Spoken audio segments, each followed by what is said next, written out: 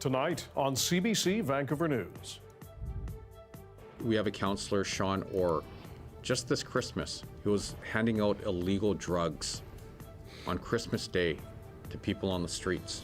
Vancouver's mayor made drug accusations against a city councillor that a political ally repeated and then apologized for. Plus, I think the part that's just devastating for me, for the families, for the people of British Columbia and Canada, is that this could have been prevented.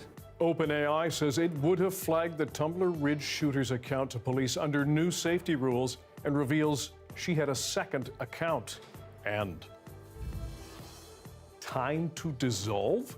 A BC town debates its very existence as it runs out of money and faces a huge property tax hike.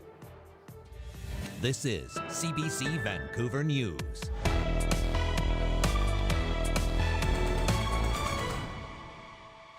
Hello, I'm Dan Burritt. Thanks for joining us. Earlier this week, ABC Vancouver City Councillor Lenny Zhou apologized for comments he made in a social media post, alleging that some non-ABC councillors are drug users and have openly distributed drugs. At the time, Mayor Ken Sim thanked Zhou for acknowledging the mistake. But now, video obtained from City News from a news conference earlier this month shows Ken Sim made similar claims. Have a look. We have a councillor, Sean Orr, just this Christmas, who was handing out illegal drugs on Christmas Day to people on the streets.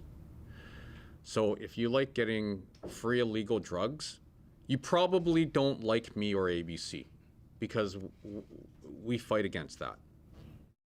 For more on the story, we're now joined by the CBC's Troy Charles. Troy, you tried to speak with the mayor at City Hall? Yes, Dan, we attended a public hearing on a different matter and wanted to ask the mayor about his comments, specifically what prompted the claims that Sean Orr handed out illegal drugs and if he had any evidence of this. Earlier this week, Lenny Zhou apologized. Ken Sim also shared a statement thanking Zhou for taking responsibility for sharing information that was not accurate. When today's hearing ended, the mayor and Councillor Zhou immediately left. Now, just 2 days ago, Zhou found himself at the center of this controversy. In a 5-minute video shared to WeChat, Zhou claimed, quote, a few non-ABC councillors themselves are drug users, also claiming that they openly distributed drugs before Christmas. Zhou later retracted this, saying, quote, my comments were based on incorrect information, and for that I unequivocally apologize. But now we know that the mayor is on record making the claims before Zhou. Sim's comments were from earlier this month when he was at an event briefing what the Canadian press calls Chinese language media. The only difference between Sim and Zhou's claims are that Sim specifically says that it's Councillor Sean Orr who handed out illegal drugs. Orr has denied the claims. He spoke with our Gloria Makarenko on Wednesday. Have you ever handed out drugs? No, I have not. I haven't at all, and I know for a fact the others haven't either. I absolutely do believe harm reduction saves lives. I absolutely do believe that we need a regulated safe supply, no question. Now, Dan, we are expecting an updated statement from Orr shortly, and we will share that once it lands. But we did speak with Green Councillor Pete Fry, who says he's livid over the mayor's comments. Dan? Troy Charles, thanks very much. The Prime Minister is en route to India, part of his government's effort to diversify trade away from the U.S., but his trip is raising questions about whether Ottawa is putting deals with New Delhi over the lives and safety of sick Canadians. Evan Dyer explains. As the Prime Minister departed from Mumbai, his trip was already triggering controversy after a senior government official told reporters that Ottawa believes the Indian government is no longer involved in violence and intimidation against Canada's Sikh community, and that if it was, the trip wouldn't be happening. Criticism is now coming even from within the Liberal Party. And I personally feel that this is very disconnected from the truth and the realities that members are facing on the ground. Members of the Sikh community say the intimidation is ongoing. Just recently, this Sunday, one of the activists got a duty to warn, and it has gone so low that it's not only him got the duty to warn, it is his wife and children at risk. Maninder Singh is the Sikh activist who received that threat on Sunday night in the form of a duty to warn letter from Vancouver police. I think that the message it's sending is that trade and economics are much more important than Canadian lives and especially Sikh lives right now. Public Safety Minister Gary Anandasangari seemed to diverge from the senior official's earlier remarks. Doesn't sound like you're agreeing with this official about Biden. What I'm suggesting is that there's still a lot more work to do, and we will do that work. It fell to the Foreign Minister to explain that shifting message on whether the danger from India is past. It's an extremely sensitive point, and our top priority is to ensure that we have guardrails in place to address threats to public safety and security at all levels. The Indian government appears as keen as the Carney government to fix the relationship and says it's ready to expand trade, a major priority for Ottawa. Well, you're an energy superpower, but you're only supplying one country. And so for you to be able to supply all of us, and we would be your biggest client, I think that is possible in the near future. Evan Dyer reporting from Ottawa. A proposal by a BC MLA to abolish the province's human rights code led to a war of words inside the legislature before it was ultimately defeated. Katie DeRosa explains what happened. A private member's bill between independent MLA Tara Armstrong to abolish the Human Rights Code led to a fierce battle between the government and official opposition over what bills are worth debating. Repeal the Human Rights Code that the left is using to punish and profit from anyone who doesn't adopt their views. Armstrong cited the Human Rights Tribunal's $750,000 fine against former Chilliwack School Board trustee Barry Neufeld for comments he made about sexual orientation and gender identity. Neufeld is appealing the ruling. The NDP attacked the BC Conservatives for voting in favor of the bill on first reading. To see the Conservatives stand up and vote to debate whether or not immigrants. Conservative MLAs interrupted Premier David Eby, pointing out that voting for the bill doesn't mean they agree with its content. Members. It used to be standard practice for all MLAs to vote in favor of a bill the first time it's introduced. Not anymore, says BC's Jobs Minister. Well, it's certainly changed over the last few years when you see such divisive and hateful things coming forward to the legislature. The BC Conservatives have voted against some bills on first reading, including one BC's bill to abolish the National Day for Truth and Reconciliation and to ban land acknowledgements. The BC Conservatives' interim leader says that happened under his predecessor, John Rustad. They can spin it any way they want. First reading is exactly that. One anti-racism advocate says debating such a bill would be harmful to Black and Indigenous people, among others. It feels like a direct attack, like so many attacks we're receiving recently on our rights to equality, our rights to dignity. In the end, the bill was defeated. Katie DeRosa, CBC News, Victoria. The developer behind ChatGPT says it would have referred the Tumbler Ridge shooter's account to police under new safety rules. OpenAI says it banned Jesse Van Rutselar's account in June after it was flagged for troubling posts, but did not tell police about the contents. The company also said Van Rutselar had a second account found after her name was made public. After meeting with federal and BC government officials, the company has announced changes, setting up a direct point of contact with Canadian law enforcement, directing users to local mental health supports when warranted, and strengthening its detection system to help identify repeat policy violators.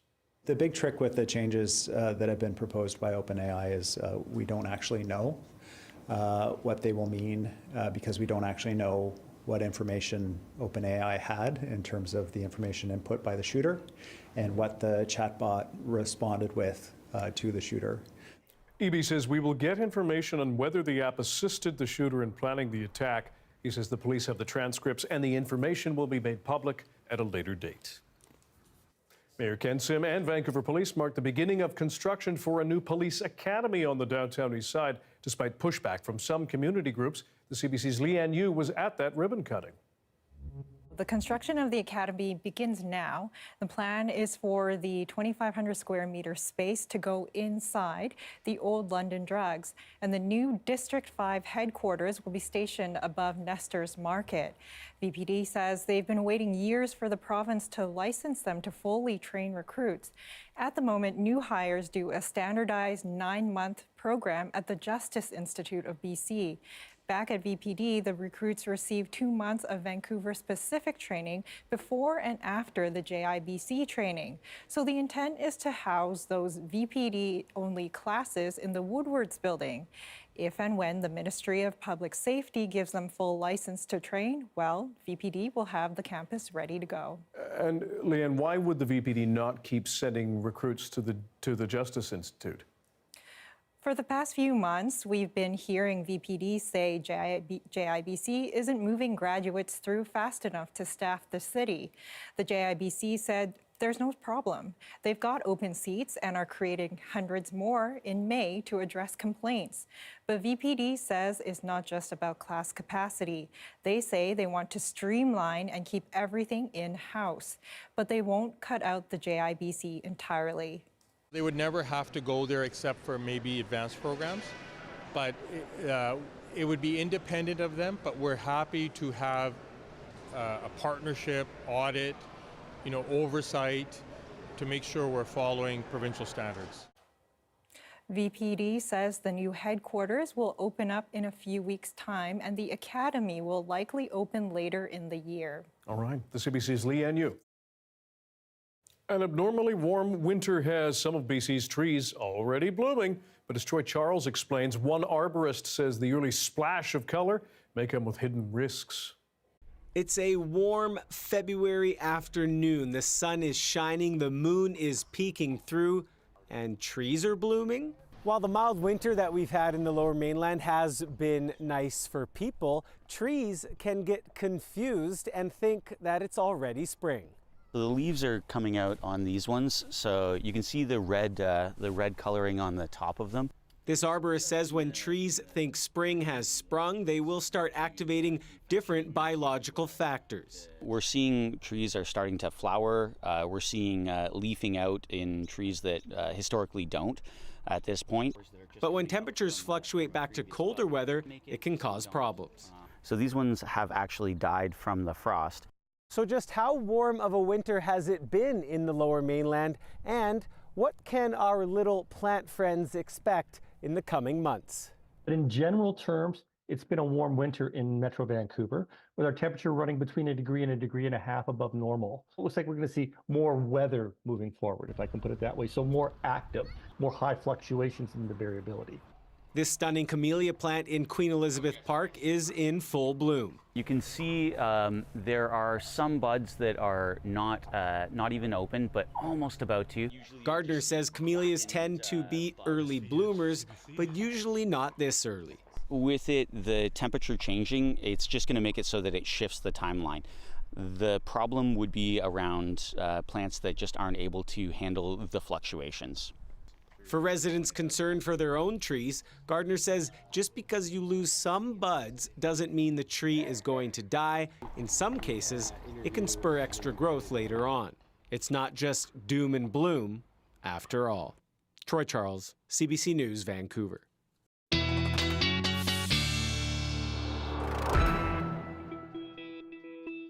Science and climate specialist Darius Madavi here with the first look at the weather and some warnings to tell us about. That's right. Wind warnings still in place for parts of the Fraser Canyon, and some snowfall warnings for some of the mountain passes in BC, like Highway 1 around Rogers Pass and the Coquihalla.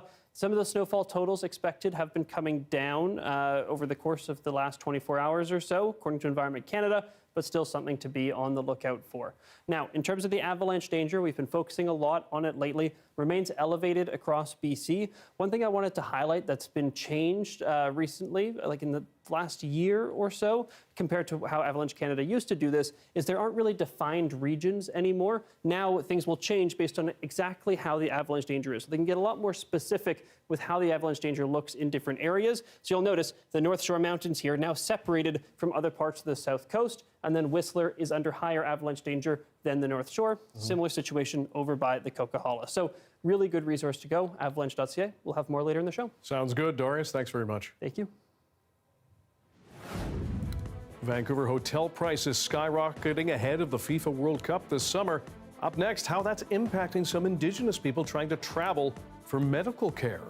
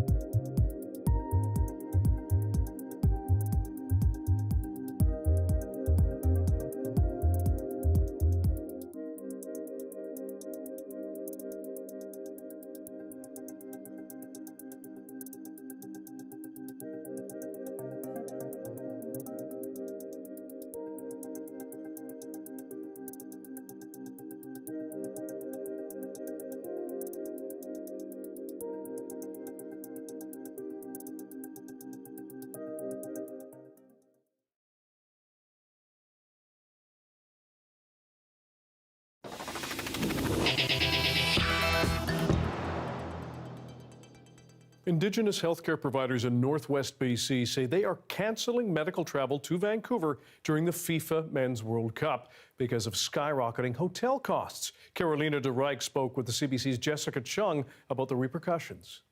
Yeah, we started seeing notices late last week going out to First Nations across the region, advising them that they won't be able to book some medical travel to Vancouver this year because of a little thing you may have heard of, the FIFA World Cup taking place this summer. We talked this morning to Melanie Doolin, Director of Health Benefits for the Niska Nation, and she said that as soon as Vancouver was announced as the host city, the prices for hotel rooms just surged. And now, with those tournament dates looming, they just know that high demand for rooms, short supply, and high cost means they had to make a tough decision. So they're asking people to rebook non-emergency healthcare with specialist doctors in Vancouver during what they're calling this blackout period during the World Cup. Wow, that must have a huge impact on the community. But, you know, I also understand that this issue of cost is not really just about the World Cup. Yeah, that's right. Ever since the end of the pandemic, they have seen these rising costs at hotel rooms in Vancouver specifically. That connects back to medical travel, and it's really putting a strain on the budgets of these groups that support First Nations in accessing medical care. And just for some context here, this kind of medical care, it's not like it's optional. It's really only available in Vancouver. And so Melanie says that some patients have already waited several years for an appointment, but are now being forced to rebook as a result of this. She hopes that it's an issue that will be addressed by both the province and the federal government to ensure there's enough money and space for Indigenous patients who are traveling from northern BC to the Lower Mainland for health care. Yeah, absolutely. And I'm sure you'll be following the story. Thank you so much, Carolina, for bringing us that. You're very welcome. A BC town is debating its very existence. As Justin McElroy explains, the town of Sayward is out of money and facing a mammoth property tax hike. Sayward. It's a municipality in northern Vancouver Island with around 350 people, and where things are so bad that people are debating whether they should completely eliminate their local government. They're killing us, actually. That is Melina Gradisar, a local resident who is part of a campaign to disincorporate Sayward. It's a fancy term that means it would no longer be a municipality. No mayor, no council, with all the decisions made by the regional district, like many other small villages in British Columbia. This is a story we have covered for several years. Sayward has been consumed by infighting and lawsuits. More mayors and CAOs have resigned this decade than any other municipality in the province, and last year they spent nearly a fifth of their entire budget on legal fees, more than they spent on roads, public works, parks, and their recreation center combined. It's a town with no commercial tax base and aging infrastructure. The mall's abandoned, the pool is closed, and now they're basically out of money. Here is a chart. At the end of 2024, Sayward had the smallest reserves of any municipality in the province, and that was before the giant increase in legal fees last year. As a result, the town says it can no longer use its reserves. And things are so dire, residents are facing a proposed tax increase of 42%. Obviously, I know that is going to be a difficult number for people to see. Going through your budget, there's very limited options for other ways that we can find revenue or reduced expenditures. And that seems to be the breaking point for many in town who in the past might have been on the fence of giving up local government. A website has been created asking for dissolution, and Gradisar says they've received half of the 50% voter threshold required to let the province intervene. Taxes are not going to go down, at least not much, and at least not immediately, but it's got to be a hell of a lot better than what it is now. Of course, the province may choose not to intervene, and the mayor argues that a council not dominated by infighting could turn things around. I know we have an election coming up in October, and I hope that thins the herd, and we end up getting a full council that is like-minded, willing to work together for the betterment of the community. But it's unclear if voters will agree that it's his side that needs a full slate on council, and it's also unclear if Sayward voters, after all the fighting and facing all these taxes, will want its own government to be the ones making decisions about its future. Justin McElroy, CBC News, Vancouver. A blustery day in White Rock, but there is some sun in the weekend forecast. Darius has your BC-wide weather picture coming up.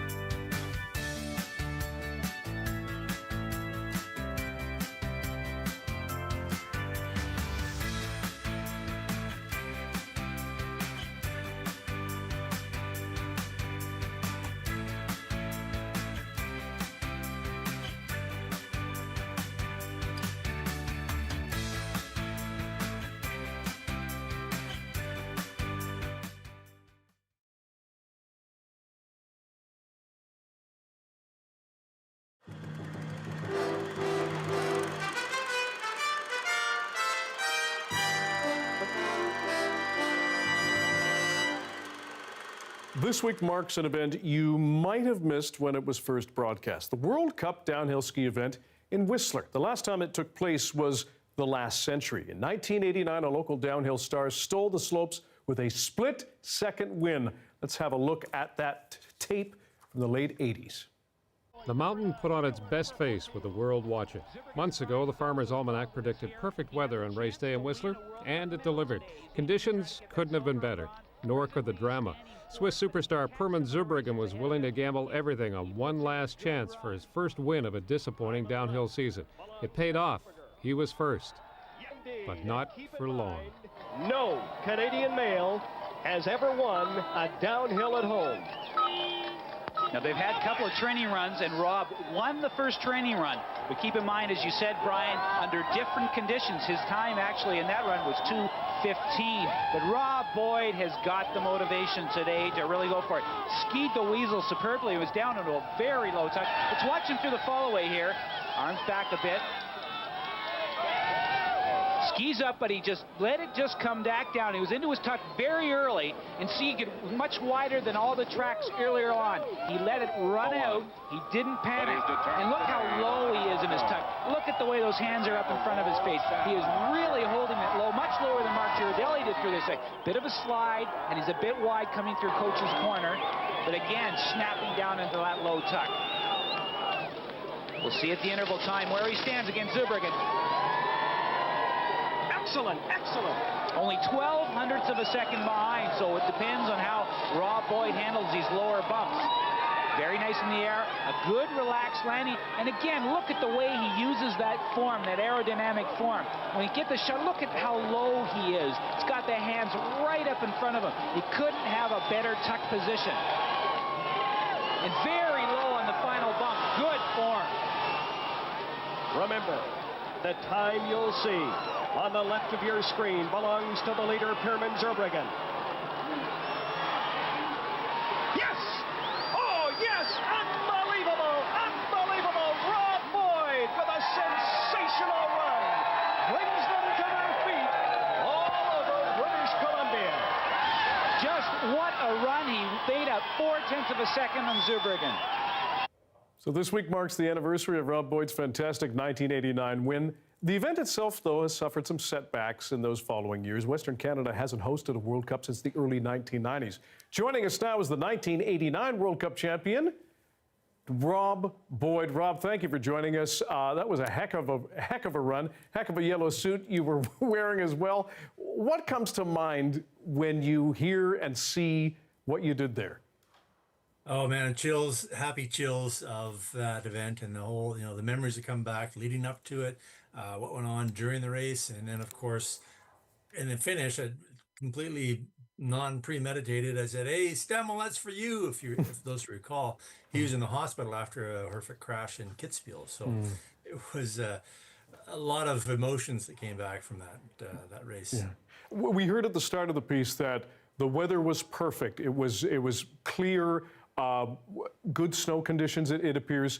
But as we've said, Western Canada hasn't hosted this event in a long time. What has happened?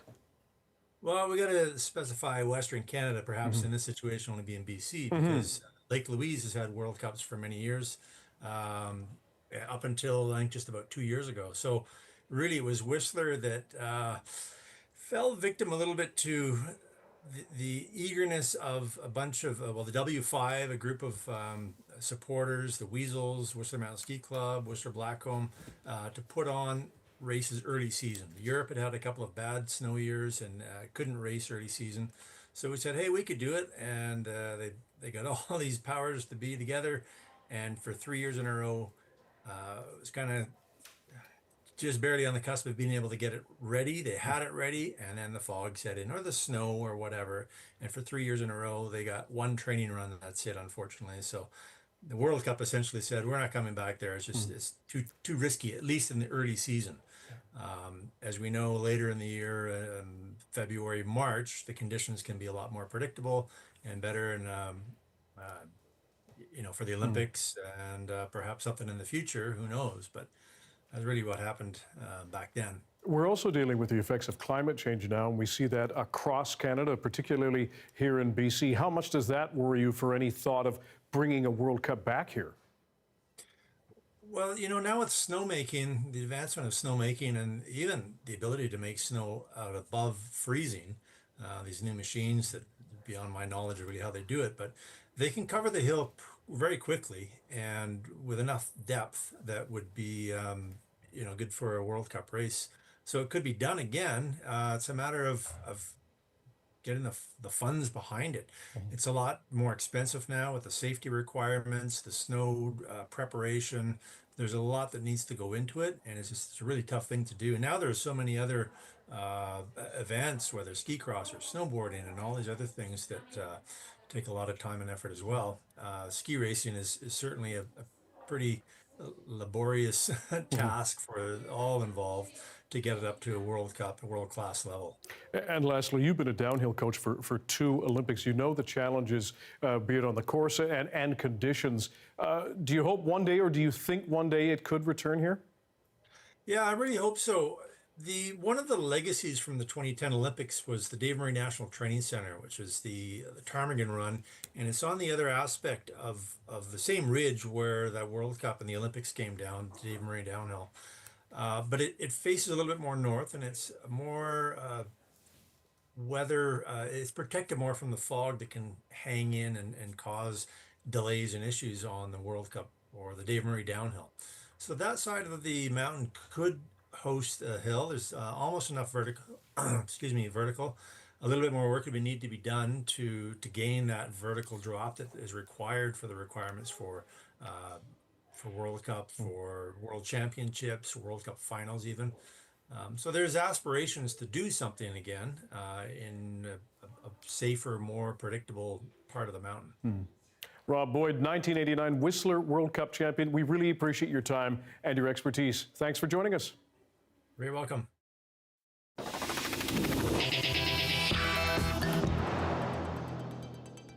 We have an update for you on our top story now. City Councillor Sean Orr has issued a statement in response to Mayor Ken Sim alleging that Orr handed out free drugs on Christmas Day. Orr writes, "These comments by ABC's Mayor Ken Sim are a clear violation of the city's code of conduct for elected officials and may constitute a violation of the Canadian Criminal Code." Orr adds he was visiting family on the Sunshine Coast over Christmas and was not in Vancouver. You can read much more about this story on our website, cbc.ca/BC. Conservative leader Pierre Poilievre has laid out his strategy for Canada-US relations in the era of Donald Trump.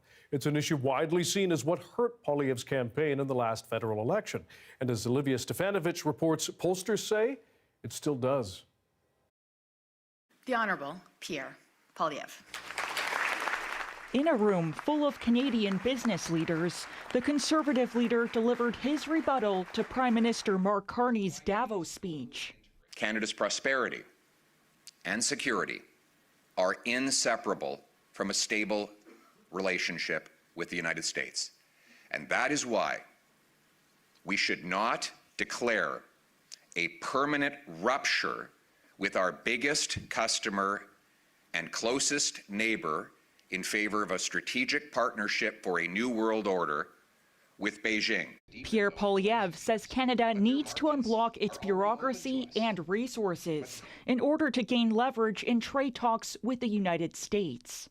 We cannot allow President Trump to distract us from the work we need to do here at home. Poilievre pitched a series of policy proposals, including establishing a strategic energy and mineral reserve, cutting red tape on home building, and forming an all-party working group of parliamentarians for the Canada-US-Mexico Agreement Review.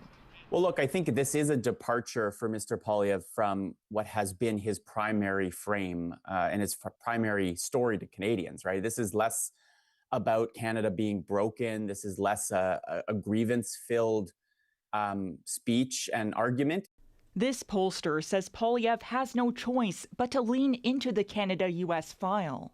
On the question of Donald Trump and the Trump administration, you know, the Liberals have over a 40-point lead among those who care most about that issue. You can't probably win in this kind of environment if you're trailing the government and your opponent by that much on that. The question for Poilievre now, will this reset be enough? The Conservative leader is planning to take his message across the country and overseas. Poilievre is planning his first international trip as opposition leader to Germany and the United Kingdom starting this weekend. Olivia Stefanovich, CBC News, Ottawa. Hillary Clinton faced questions today from U.S. lawmakers investigating Jeffrey Epstein, setting the stage for former U.S. President Bill Clinton's deposition on Friday. Paul Hunter now with what Clinton says she was asked about for those 6 hours behind closed doors. Now in the front, please, guys. Down. When it was all over, Hillary Clinton summed up the thrust of the hearing before U.S. lawmakers this way. The same question, again and again and again. Literally over and over again. I don't know how many times I had to say I did not know Jeffrey Epstein. I never went to his island. I never went to his homes. I never went to his offices. Jeffrey Epstein, the late sex trafficking billionaire linked to any number of high-profile associates in an ever-growing scandal that's rocked the Trump administration over allegations it has withheld some files that could implicate Donald Trump. Former President Bill Clinton appears in some of the files and photos that have been released, but like Trump, has faced no public allegation of wrongdoing. It's clear the former president was quite close with Epstein. At the 2010 wedding of his daughter Chelsea, Epstein's now jailed partner Ghislaine Maxwell was a +1. Bill Clinton will testify Friday. For her part, Hillary Clinton suggested some of the other questions she faced seemed off topic. It then got, at the end, quite unusual because I started being asked about UFOs. In her published opening statement, she slammed Republicans who controlled the hearing, calling it a fishing expedition. If this committee is serious about learning the truth about Epstein's trafficking crimes, she wrote, it would ask Donald Trump directly under oath. The New York Times this week reporting the Justice Department is holding from public view documents suggesting a woman told the FBI she'd been sexually assaulted by Trump and Epstein as a minor. We're demanding immediately that we ask President Trump to testify in front of our committee. Republicans, one of whom took heat for sneaking this photo from the closed hearing, told reporters afterward Trump testifying is unlikely. President Trump has answered hundreds, if not thousands, of questions from you all about Epstein. Trump's been very transparent, he said, suggesting there's no need for more. Paul Hunter, CBC News, Washington. The head of the World Economic Forum, meanwhile, has stepped down following review of his ties to Jeffrey Epstein. The review found no additional concerns beyond what had already been reported. Borge Brende had not been accused of wrongdoing, but says he was resigning so the forum could continue its work without distractions. Brenda says he dined with the late sex offender 3 times between 2018 and 2019 and communicated with him through email and text. But he says he was unaware of Epstein's criminal activity. Epstein was convicted for soliciting prostitution from a minor in 2008 and was a registered sex offender. The financier died in a New York prison in 2019 while waiting to stand trial on sex trafficking charges. The Oman mediator involved in talks between American and Iranian officials say they may have made headway, but no deal has been announced. This comes amid a huge U.S. military buildup in the Middle East. As Chris Brown reports, it's not clear exactly what the terms the U.S. is seeking. A decisive day of diplomacy in Geneva saw the limos with U.S. and Iranian delegations coming and going, and eventually ending with a plan to meet again next week, which likely counts as progress. The costs of failure are now very clear to all sides. Everybody understands that although there is a military option, there is no military solution to this dilemma. U.S. President Donald Trump had said he'd prefer a deal with Iran over war. But a deal on what? Iran says its nuclear program is peaceful, and Trump declared it obliterated after joint strikes with Israel. They want to make a deal, but we haven't heard those secret words. We will never have a nuclear weapon. Other U.S. officials have raised the threat of Iran's ballistic missiles. Israel is also pushing for their elimination.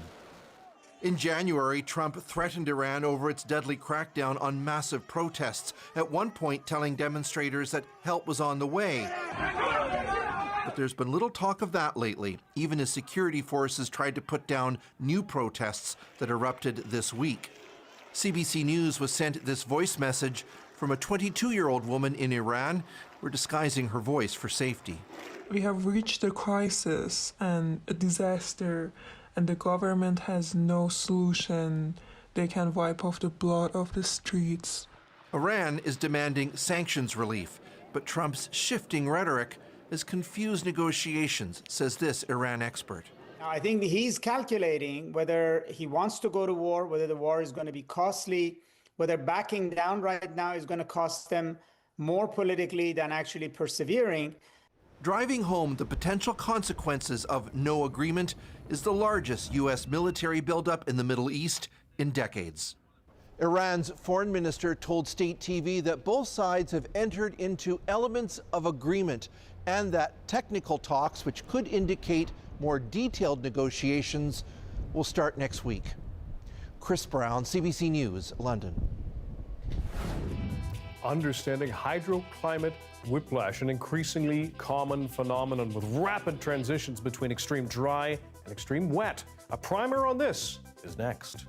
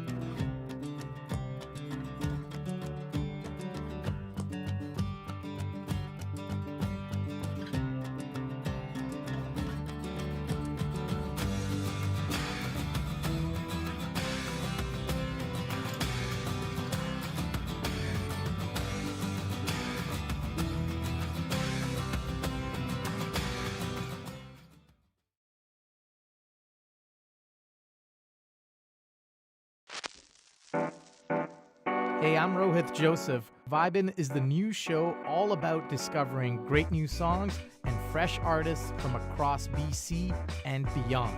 Stream Vibin' on CBC Listen.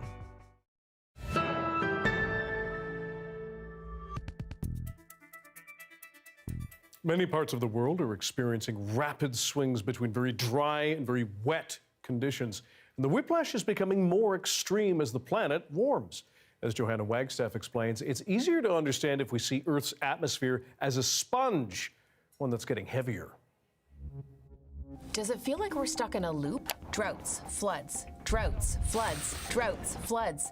There's a new explanation from scientists around why this keeps happening. Turns out the explanation is as simple as using a sponge. Hydroclimate whiplash is the sudden and frequent switch from very wet to very dry or very dry to very wet. So think of the atmosphere as a sponge. As water evaporates from oceans, lakes, soil, plants, the atmosphere soaks it up. And at a certain point, the air can only hold so much. The water vapor condenses into clouds, and it rains. Eventually, the water will evaporate again, the sponge will soak it up, starting the cycle once more. But what if you had a bigger sponge? As the atmosphere warms up, it can hold more moisture. Basically, at higher temperatures, molecules move at faster speeds, so they're more likely to jump into the water vapor phase and condense into clouds. This is our atmosphere on climate change, soaking up more water, creating drier conditions, and dumping it back down on us, which is why we get floods. For each degree Celsius of warming, the atmosphere's ability to hold more water vapor goes up by about 7%. According to a new review paper, this whole process of soaking up and dumping out is happening faster, hence the term hydroclimate whiplash. In the past, there could be years, even decades, between the driest and the wettest season, and now they're often happening back to back. Globally, whiplash events have increased by about 50% in a 40-year period, and that means more of all the hazards that come with wet and dry, from heat waves and wildfires to flash floods and landslides, and they're feeding off each other. And what we saw recently in Los Angeles was exactly this. Like, we had very wet conditions previously, and then transit over the summer and into this winter into very dry conditions. And the problem with that is that if you have wet conditions, you have a lot of vegetation growth. And then if you go into very dry conditions, the vegetation dries out, and then you have a lot of fuel for fire. And no surprise here, the review also found that hydroclimate whiplash will continue to ramp up as the Earth heats up. Well, what we see at the moment is just the beginning. Canada is one of the hotspots where you see this changes, this increases happening the fastest globally. So that means these headlines aren't going away anytime soon. But here's the positive. Climate scientists are now working to plug all of this into climate models and get better forecasts for those quick and extreme turnarounds, so those of us on the ground can better prepare for a bigger sponge.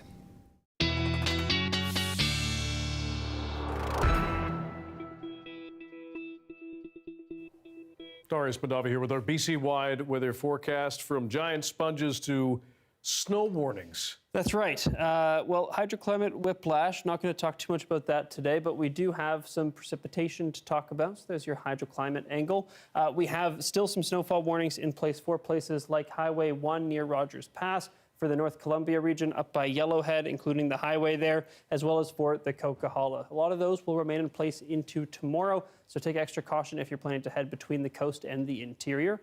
We looked at avalanche danger earlier today, at least for the southern parts of the province, or earlier in the show. As you can see, we've seen a little bit of improvement compared to yesterday, when a lot more of this map was red. But with that said, still elevated across BC. We heard from Avalanche Canada earlier this week that even if they drop those danger levels to considerable, so the orange level here, you should still take extra caution because human-caused avalanches could still be likely. You'll notice that some parts of the south coast kind of split. If you go a little bit further inland, if you go up towards, say, Whistler, you're going to be seeing that considerable avalanche danger rather than the moderate that other parts are in, and of course, moderate being one level below.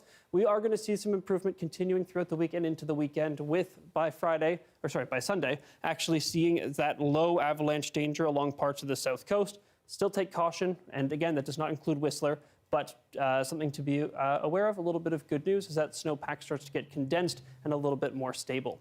We are also going to see less precipitation as we head into the weekend, with pretty much all of BC dry to kick off the weekend early on Saturday.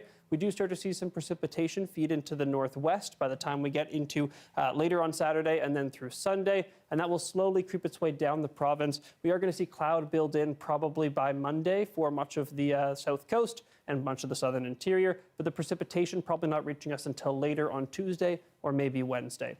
Temperatures are going to be coming up a little bit in the north. Other places hold pretty steady, pretty close to seasonal, a little bit above in some parts of the southern interior, but rebounding back towards normal in the north as well as that Arctic air starts to move east and off of BC. We have some flurries and mixed conditions across parts of BC, especially in the interior, but mostly just a chance of flurries and showers throughout much of the province. Again, that precipitation really tapering off compared to what we've seen the last couple days. And here on the coast, here in Metro Vancouver, as well as pretty much all of southwest BC, expect mixed skies and then a mainly sunny weekend with that cloud not returning until Monday. Okay, sounds good. Thanks, Darius. Thank you. More hockey players weigh in after locker room laughter by the U.S. men's Olympic team at the women's expense. Stick around.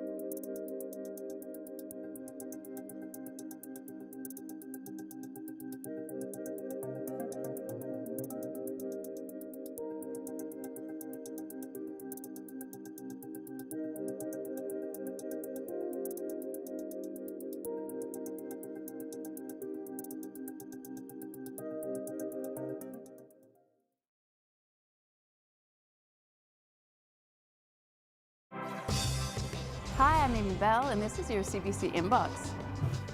On March 12th, join CBC's Michelle Elliott and a panel of experts for the UBC webinar, What You Need to Know About Menopause. From the latest research to nutrition and physical therapy, get the insights you need.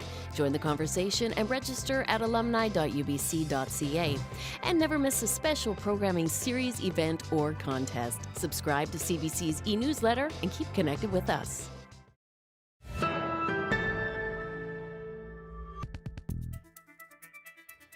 Reaction continues to roll into what many see as a giant show of disrespect for the U.S. women's hockey team in Milan. The locker room laughter of the men. Tanya Fletcher with how players on both teams are responding to the controversy. 5 days after both the U.S. men's and women's hockey teams won Olympic gold, what happened next continues to steal the spotlight.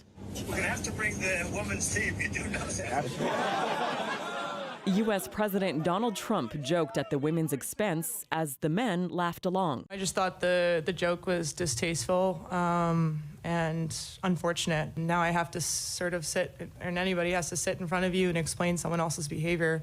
It's not my responsibility. The men are also facing questions about their response to that locker room call. Why would you laugh when they got invited?